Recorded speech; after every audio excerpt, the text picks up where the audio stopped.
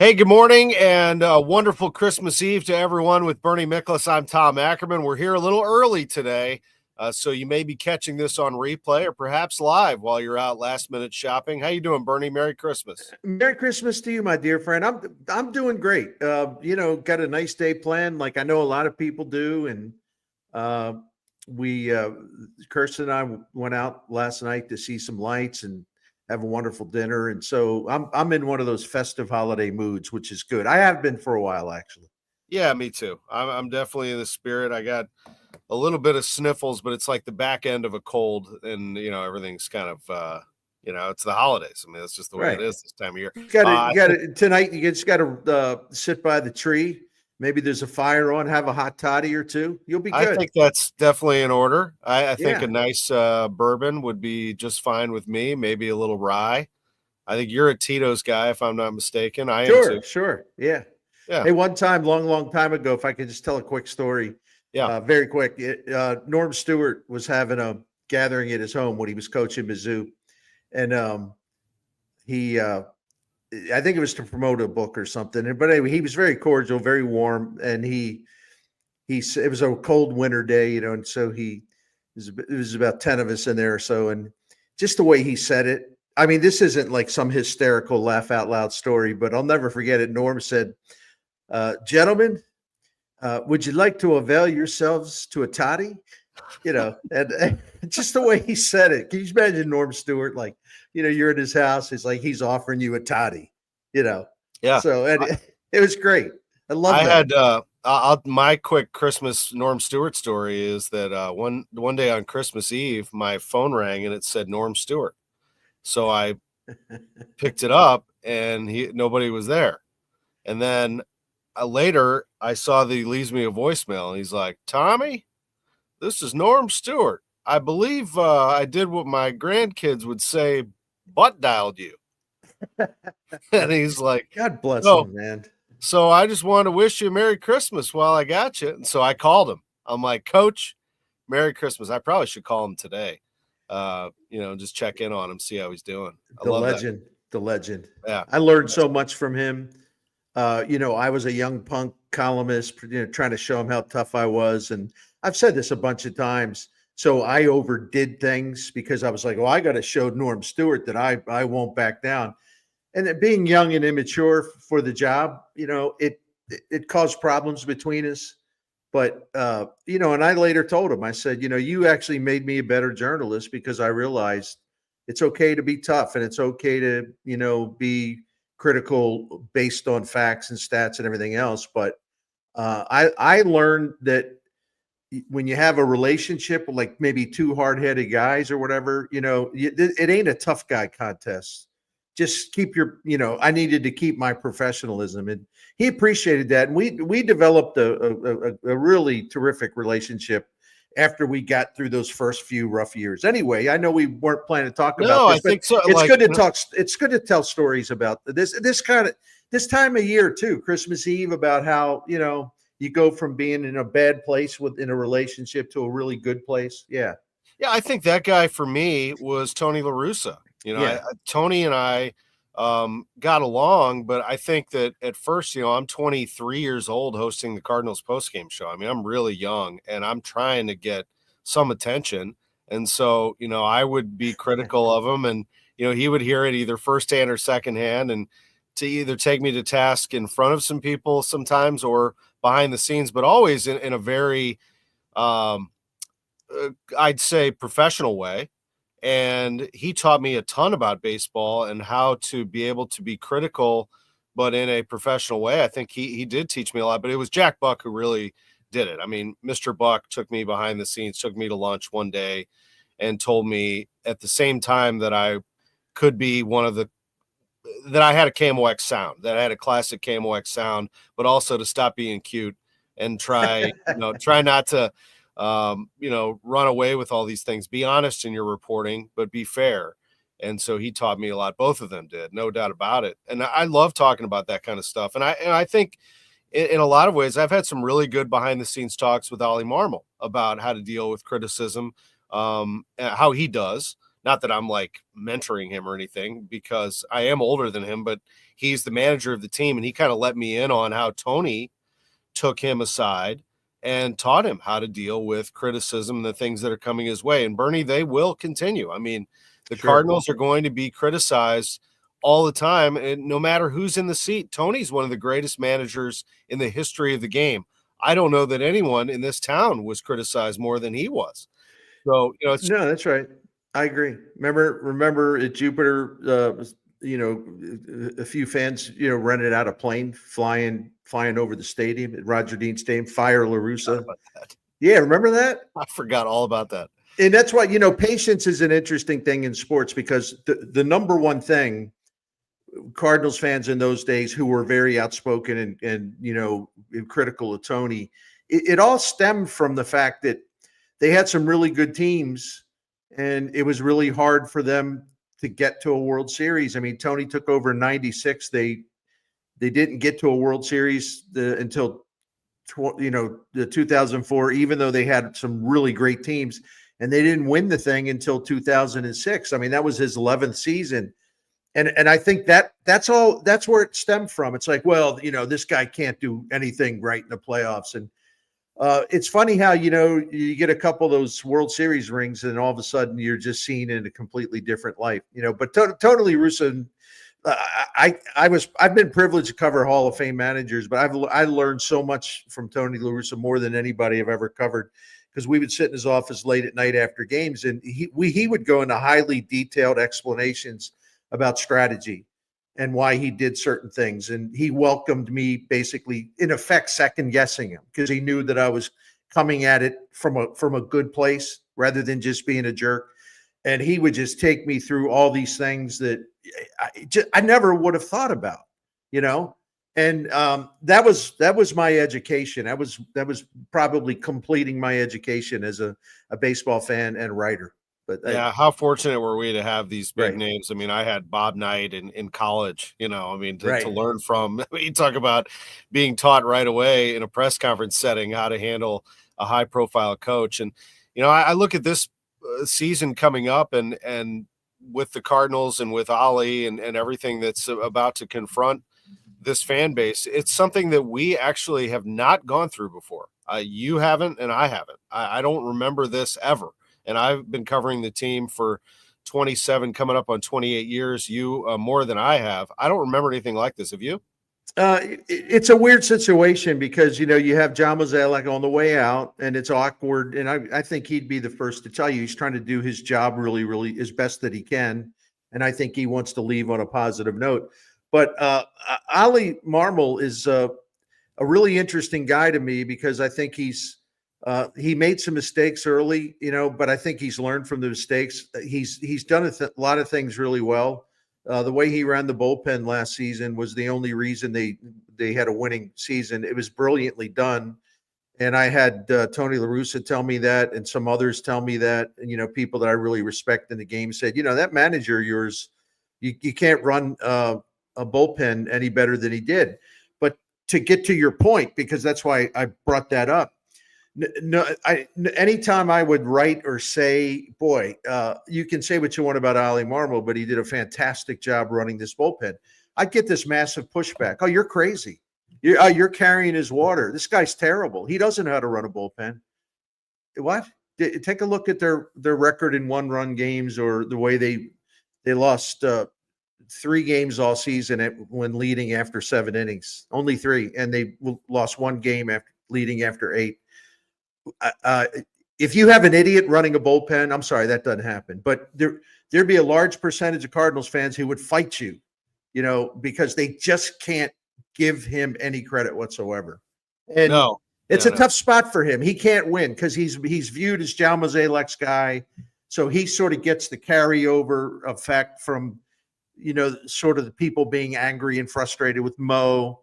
It's sort of like the old guilt by association thing. And, I know we were going to talk about like Christmas wishes for Cardinals people, and I'm glad you brought up Ollie Marmol. I just hope people give him a fair shake in 2025. Just try to be fair. You don't have to love him. Just try. I never tell anyone they have to like anybody.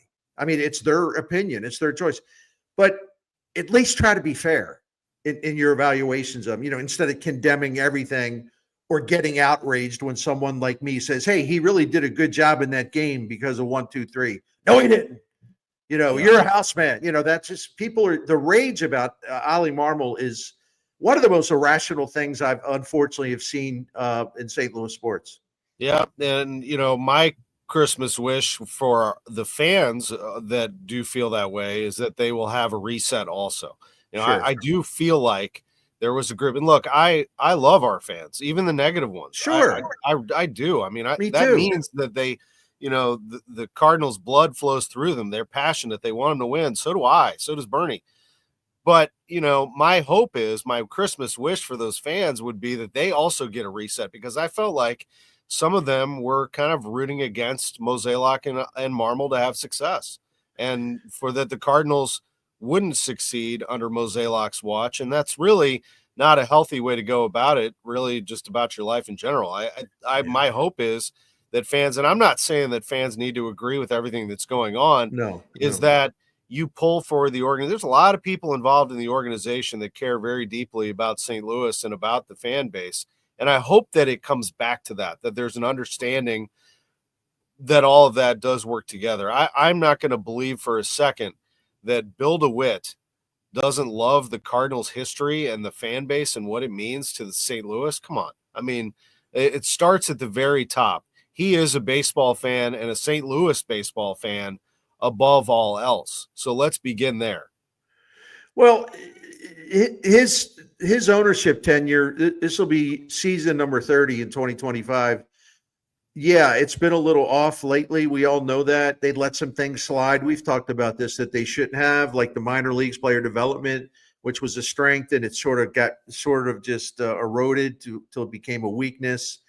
And I think Bill took ownership of that. I've talked to him. I think Bill realizes that it was kind of on him ultimately, and I think he was very disappointed that happened, and that he let it happen.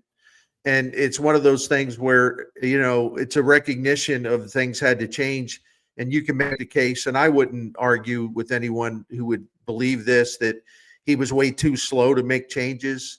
And again, I wouldn't disagree with that. As someone who respects him for the entire body of work as owner, which has been fantastic overall. Factually, no one could make a case otherwise. It's just that the way it's gone in the last few years and some things fell apart. But, a guy that's in his 80s, for him to basically just say, no, this isn't Cardinals baseball. We gotten away from George Kissel. We gotten away from, what made this organization so incredible for decades, teaching players how to play and making sure they have all the tools. He took the initiative. He told Chaim Bloom, hey, whatever it takes, you go get it done. And that's one of the most exciting things about this offseason. I know it's one of those things you can't see, but you see Chaim Bloom hiring Rob Cerfolio, and then you see Cerfolio going out and hiring all these great people. And yesterday when we talked on Gashouse Gang about the new coaches and managers and different people that they've put in the minor leagues now, I mean, it's like a total restart for the Cardinals in a very critical area. That doesn't get as much attention, and I understand that, as a free agent signing or a big trade or adding a big piece or whatever. I realize it's not the same thing, but in the long run, that's going to be much more beneficial to the future of the St. Louis Cardinals. And Bill DeWitt gets a lot of credit for that. I think Mo deserves some credit because he took a step back and realized, listen, we're better than this, and we have to do better than this. And that's always a tough thing for me, Tom. And I don't mean to talk so long, because I've been critical of the way things have fallen apart a little bit on Mo. I've criticized Mo. It's nothing personal. But the thing of it is, when someone does realize, in effect, they messed up, or they could have done much better, and they let some things fall apart. It's when there's an acknowledgement of that, I respect it. I mean, because you can just continue to let things go the way they are forever and forever and forever. We're the Cardinals. We know better than you. But, Bill DeWitt and Mo did take ownership for the state of the Cardinals and what's led them to this kind of vulnerable spot that they're in. So what do? Do you not acknowledge and say, well, gentlemen, yeah, you guys screwed up some stuff, but tip of the cap for taking ownership of it and trying to fix it? And it's always a tough thing for people to acknowledge. Well, I'm just glad they finally woke up about this. So anyway, I went on too long, but you know what I'm saying. It's the Gashouse gang from KMOX. We'll continue this conversation, but first, let me reintroduce our sponsor, Seliga Heating and Cooling. Sure. Bernie, a great one. Yeah, they're the best. We've been a Seliga Heating and Cooling family for 16 years, and we're kind of new to that party because Seliga's been serving St. Louis family since 1927. 4 generations of Seligas. Dan Seliga running the place with great skill and professionalism and honesty now, but 4 generations of Seliga has been taking care of at least that many generations of St. Louis, and then they're a proud independent American Standard heating and air conditioning dealer. Been around since 1927. They do all residential work, of course, but they also do commercial work for your businesses, all makes and models. They have the American Standard equipment, which is top of the line, but they'll deal with anything you have in your home that needs to be attended to or repaired.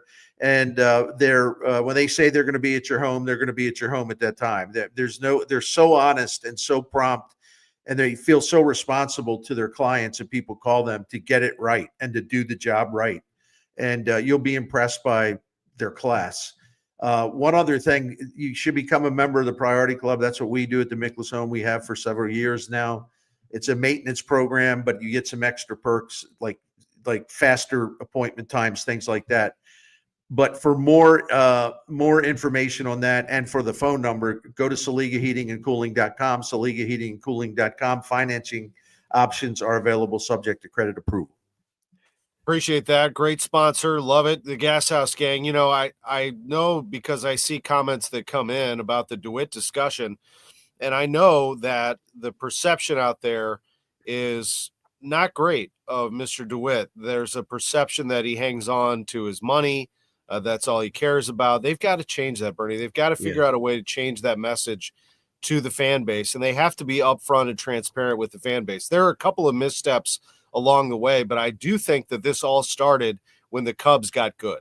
When the Cubs beat the Cardinals in the 2015 NLDS, that was really the start of the fans turning and getting angry. And in 2016, the Cubs won the World Series and the Cardinals didn't make the playoffs for 3 straight years.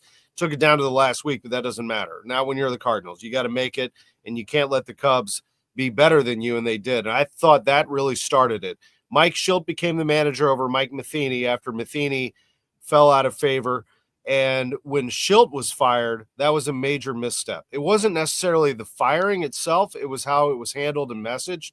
And I think that didn't go very well. And once that continued, it just was one thing after the other. The Cardinals have never been able to regain their footing after that. And I think that they've got to, even in this last press conference, and look, you had Bill DeWitt III, John Mozeliak together. Mo actually jumped in and was up front and said, look, we're going to reduce payroll. I really felt like it was an opportunity for Bill and Bill III to do that as well, and an opportunity to hear more from Chaim Bloom. I just feel like there's still some repairs that need to go on, and I believe that they will. No, there's no doubt about it. And listen, we spend a lot of time in all sports. We talk about the athletes and, this guy's got to hit more home runs. This guy's got to score more goals. This guy's having a disappointing year, so on and so forth. And Cardinals ownership and the people that run the baseball operation, they have a very special job and a very special responsibility because this is one of the great sports franchises in North America, and it's been one of the most successful. With all the Hall of Famers, all the World Series, all the pennants. I mean, just an amazing tradition, a success. So the standards have been set very, very high, and the fan support has been very, very high. It was a wonderful thing for on and on and on. Just a beautiful experience for a long time. But when you're the caretaker of such a sacred franchise, and you're responsible, you're at the top. And you're responsible for what this precious St. Louis institution, how it performs. More is expected of you. You don't get as much slack as maybe some owners in some other markets. Like people are hard on Bill DeWitt and John Mozeliak because they care and because they see those guys as the keepers of the flame. And,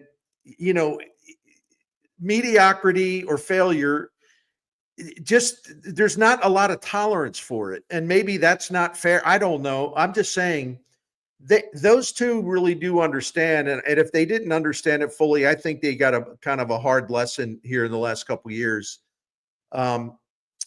They are in control of one of the most important things on the St. Louis landscape in terms of what's made the city proud and an organization, an institution that represents the people and the city of this and the whole St. Louis region.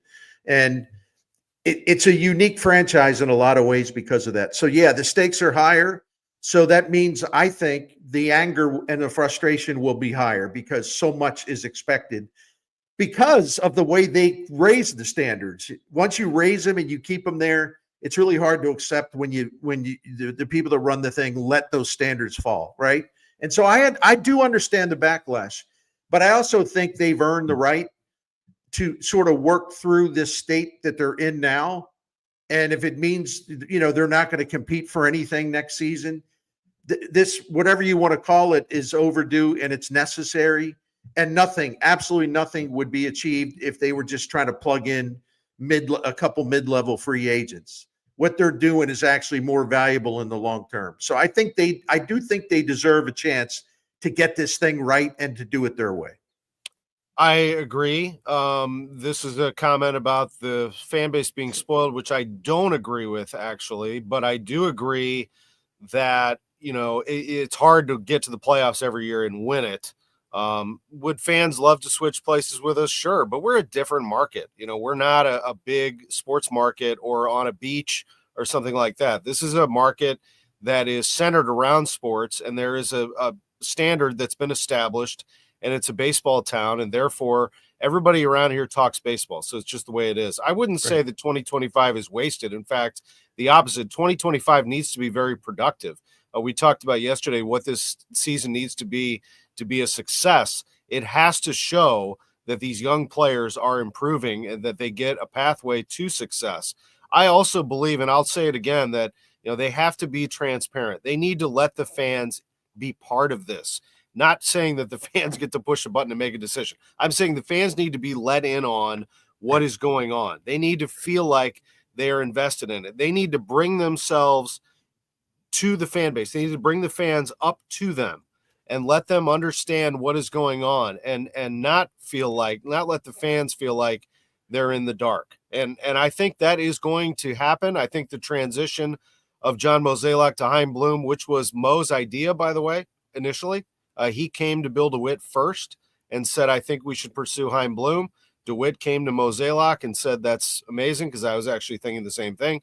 So they're on the way, but they need to tell the fans that more, and they need to be fully immersed in fandom, if you will. You've got to be able to show that you care about them. I agree. And I want to interject something here. It's very much on point to what you just said. That's why I kind of wince a little bit, not because I'm being mean or I want them to fail. It's the quite opposite. I want the Cardinals to be strong, but I have winced a little bit because, as you pointed out, I thought John Mozeliak was very clear-headed and very clear to the fans when they had that season-ending news conference. He said, hey, we're probably going to take a step back in 2025. Hey, it's going to be something different. We're committed to playing younger players. There's going to be some changes. He pretty much laid it all out on the line in a very transparent way. We asked for your patience and everything else. And I think he set the parameters about what this offseason would be like.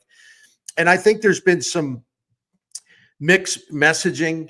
It's gone from that to where you're just given a very stark, honest opinion about the state of Cardinals baseball. You're directly communicating the fans in a very concise way, as you pointed out. It's really important to do. But then he has sort of backtracked, if that's the word. It's like, well, the conversations you've had with him on Sports on a Sunday morning, it's like, well, I think we can do better than people expect, or I think we have a highly competitive team on the field. Hey, I think we'll put a good baseball team out there, and it's nothing wrong with being optimistic. So here's the point I want to make: there's nothing wrong with being optimistic and to project your team in a positive way. But now they've been trying to almost reinflate the hopes of the fans. Well, hey, this might actually be pretty good. This might be a better season than we think. Mo thinks that they're going to be entertaining and competitive. And wow, you never know. When you raise hopes like that, after you've sort of brought everyone down in a reality check at the end of the season, but now you've been like slowly inflating the hopes, that's dangerous, or that's risky, because then if it doesn't go well, people are going to be like, well, those guys just misled us again. They were trying to talk it up all off season. And when you let fans down after you raise their hopes, that's how you get into trouble with your fan base. And I think they just sort of stayed on message that they sincerely put out there at the end of last season. I think they've confused the thing a little bit, and that thing could backfire them. I think if anything, if you don't do as well as you're telling your customers that you're going to do, then you're probably going to be in worse shape with them in terms of the relationship. Well, Aaron, I don't agree with that. Right, I mean, come on, people. Just see, this is what I'm talking about. Yeah. Although they're the new Chicago White Sox. I mean, see, this is the absurdity of what I'm talking about. There's a lot of stuff to criticize. Right? Well, that one Ollie would not agree with. Ollie would love to go head to head with me on being the manager of the team. I was debating with a guy that was on my YouTube channel. He was telling me, it's like, well, they've turned this thing into the Pittsburgh Pirates West. What? No. I mean, come on. You don't have to exaggerate. You can say, hey, I'm ticked off. They let me down. They let this happen. They failed here. They didn't put enough money in this. They let the minor league fall. There is a lot of stuff that you can levy against the Cardinals, very, very legitimate and very proper. But you don't have to go comparing them to the White Sox or the Pirates, for God's sake. I mean, you destroy your own credibility as a critic when you take it that far. Take it from me, someone who can be a critical guy, and sometimes I've hurt my own credibility by going too far with some criticism. The Gashouse Gang from KMOX with Bernie Miklasz. I'm Tom Ackerman, talking about credibility, and I'd love to continue this Cardinals conversation, but I think we kind of tied a bow on that, to use a Christmas euphemism there. But I really think, Bernie, that the credibility of some of these ESPN college football broadcasters has been put into question. Let it rip. I loved Kirk Herbstreit for so many years. I really did. Sean McDonough, one of the best play-by-play guys in the business. Both of them, I felt, really embarrassed themselves over the weekend by zipping up after Tennessee got their rear ends handed to them by Ohio State. And before that, there was a lot of the Big Ten. There was a lot of Indiana doesn't belong. There was a lot of SMU doesn't this and that.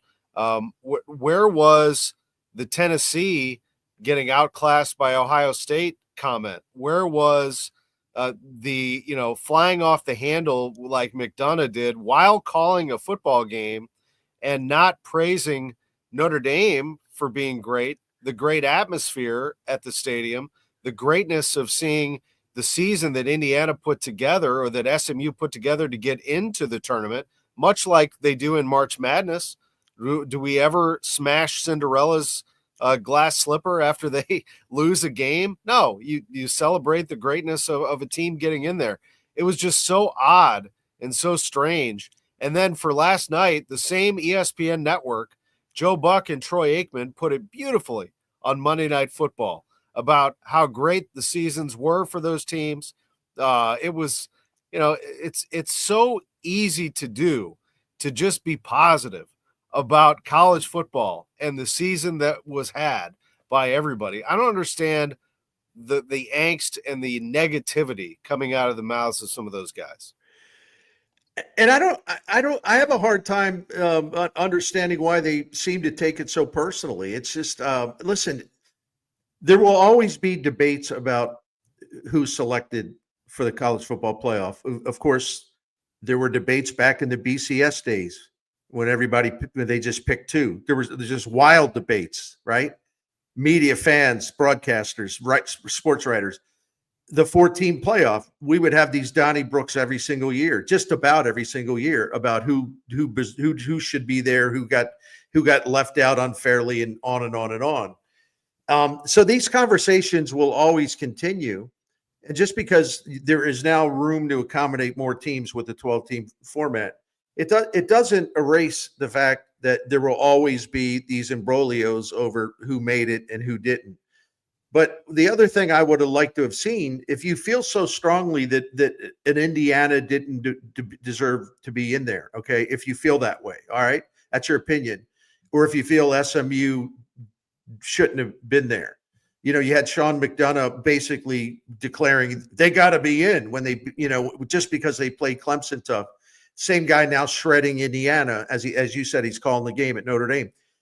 But where was Kirk Herbstreit? Where was he the day of the unveiling, and where he said, "Listen, I'm telling you, people are going to demand of me, but Indiana doesn't belong in there. I'm just going to go on record saying that." The people after the fact that ridiculed SMU, there were some people saying that they shouldn't have been in there. But I would respect Herbstreit on this matter if he would have said it in front of the thing rather than the end of the thing. Right. But he didn't do that. It's easy to say afterwards. I mean, he literally said that Indiana was going to be in. I mean, so yeah, what you can't go back. The other thing is what he recently went on. And again, like I'm just kind of disappointed. I like him too. I think he's surprised because I like him so much, but that he went on and doubled down and said that wins shouldn't matter. Like, what does that even mean? Does that mean that the regular season is completely devalued? Should we just pick helmets before the season and just put them in the playoffs because they're Alabama? I mean, Alabama got smashed by a 6-6 football team. Right. Kentucky beat Ole Miss. It was their only win at that level all year. I mean, right. They're in Oxford. I mean, it was so odd. Anyway, it was and the thing of it is, I actually heard a fan called into Paul Feinbaum, which I, kind of listened to, not like all 4 hours or whatever, but I just drop in and listen. And a fan made a good point, except it really wasn't a good point. And what do I mean by that? He said, well, people say, well, it's got to be, the conference champions. You got to pick the people with the best records, they lost to this team. They, their record, blah, blah, blah. And he said, look, in college basketball, no one says a word when you have like these legitimately great conferences, and there are teams in the conference that had a losing record in the conference, but they make the tournament. So why can't it be like that in football? Well, because there's only 12 spots. It's not 68 or whatever it is in the NCAA tournament. You can be a lot more accommodating. But yeah, in other sports, we have seen situations where they really try to get the best team, even if it's not the best record. I understand the principle, but it doesn't apply here because you have a 12-team tournament. You're never going to be able to accommodate everybody who thinks they had earned a spot in there. And I think they can do a better job going forward. Like Penn State should not have an easier path than Oregon, into the quarterfinals. That's absurd. That's preposterous. They got to fix that, but I think they will. It's the first year of this stuff. I agree. And I liken it to, college football is kind of like the club. So if you're not among the cool kids, then, you're just the new kid at school and you don't get really accepted into the in crowd until later. So we'll see what takes place with all of that. It is the Gashouse Gang from KMOX. With Bernie Miklasz, I'm Tom Ackerman. Let's hear about our sponsor, Seliga Heating and Cooling. We love Dan Seliga and the Seliga family that have been taking care of St. Louis since 1927. That's why I always laugh about that, because it's like, Wait a minute. That's the year the Yankees with Gehrig and Ruth won the World Series, won 120 games or whatever. Seliga was already, those trucks were out there taking care of St. Louis families the same year. But no, this is a classic St. Louis family institution type of business, and they're an independent American Standard heating and air conditioning dealer. In our experience, and we've been clients for 16 years, 100% on integrity, 100% credibility, professionalism, class when they come into your home. They work with you to find cheaper solutions if you have a problem. They're not trying to sell you the most expensive thing. They have honor because that name's on the truck, it's on the building, and that means something to the Seligas. And you know what that means? It means that the customers, the clients benefit because you're getting their best every single time. They want to uphold that reputation. Take a look at the Priority Club. Become a member of the Priority Club. It's a maintenance program and give you peace of mind. They check your stuff before the really cold stuff, and they check your stuff again before the really hot stuff in the summer, and that way you know everything's working well. Priority Club offers some other perks, so check that out. And also financing options are available subject to credit approval. You can find out all the services, all the things I've talked about, a lot more, including the Priority Club, by going to SeligaHeatingandCooling.com. The phone number is there, SeligaHeatingandCooling.com. Thank you. The Gashouse Gang from KMOX and the Gashouse Gang t-shirts we will make available. I do believe we'll have a merch, a team store, something like that up on our website fairly soon, but they are cool looking, no doubt about it. I just got one. We have one of them was sitting here in the office. I think that went to Matt Pauley, but it's cool. It's got the Gashouse Gang logo and then a little KMOX. We're going to get one to you, Bernie. Before we go, we've talked a lot of baseball here and some college football, but I do want to make mention of the Blues, who had a terrific win. It doesn't matter where the Red Wings are in the standings or what conference they're in. Anytime you beat the Red Wings, you make Blues fans happy. And that Dylan Holloway is the real deal. He now has 13 goals. He looks to me, Bernie, like Jeff Courtnall. He's one of those pesky players who can hit. He can score. He's got great speed. I really think this is a tremendous pickup. He had a hat trick last night. I was a little surprised by some overreaction locally when the Blues went through their first tough spell under Montgomery. And if you keep it in perspective, they went 2-3-2. It's not like the wheels came off and they were like in a ditch by the side of the road. They were 2-3-2. Okay. That's a 7-game stretch when you still have more than a half season to go. The Blues' problem, if they have a problem, is they struggled to score goals before the coaching change. And lately they've struggled to score goals after the coaching change. But you know the thing about Jim Montgomery? Well, first of all, since he's took over, they're 12th in the league in points percentage. They were 26th before he took over. So I think he's doing fine. But the thing about them that impresses me, he's given them a defensive structure and a different system, and they are among the very best teams in the NHL now at preventing goals. And when you, for example, 5-on-5, which is the essence of hockey, 5-on-5, since he took over, the Blues are allowing 1.61 5-on-5 goals per game, which is the fewest amount of any team in the league. So when you prevent goals the way they have, absolutely brilliant, you're going to get out of these little slumps because goal prevention is huge. It's your foundation that enables you to recover quickly from, some of the other problems you're having. If you can keep the other team off the board the way the Blues do, you're going to win a lot of games. So people need to keep that in mind. Think of the bigger picture rather than going nuts just because they were 2-3-2.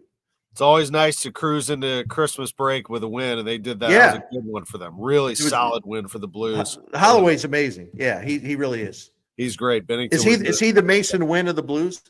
It could very well be. Could very well be an up-and-comer. Maybe, we'll see if he ends up passing Kyrou for the goal lead. He's only one off of Kyrou right now for the team lead. Bernie, I hope you have an incredible Christmas with you and your family, and we will do the same over at the Ackerman house. Absolutely. And Merry Christmas and Happy Holidays to all of our KMOX listeners, watchers, viewers, fans. We never take any of you for granted. We appreciate your feedback and just the ongoing loyalty that just has KMOX and St. Louis sports fans. I mean, I mentioned the word institution earlier in the video or in our show today. What a great relationship it's been through history. Sports fans of St. Louis and KMOX. I'm so proud to be a part of it again. We love having you, and we absolutely love our listeners and our viewers. We do this for them. Then they're the reason we do this, that we have this machine going here, and we really appreciate them immensely. We will catch you after the break. You're going to be with Matt Pauley Thursday and Friday in studio. That's going to be a lot of fun, a special edition of the Gashouse Gang here in downtown St. Louis. Thanks to our producer, Drew Young, and for Bernie Miklasz, I'm Tom Ackerman. We appreciate you all. Merry Christmas from the Gashouse Gang.